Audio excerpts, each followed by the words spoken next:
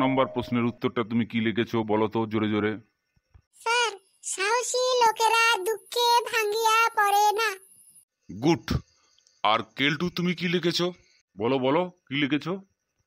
না মানে স্যার একটু তো গন্ডগোল হয়েছে স্যার।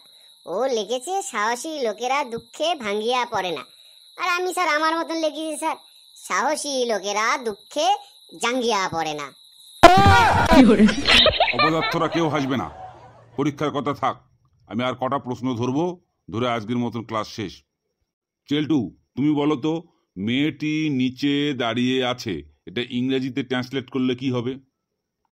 ওই তো স্যার, মেয়ে মানে মিস, নিচে মানে আন্ডার, আর দাঁড়িয়ে মানে স্ট্যান্ডিং।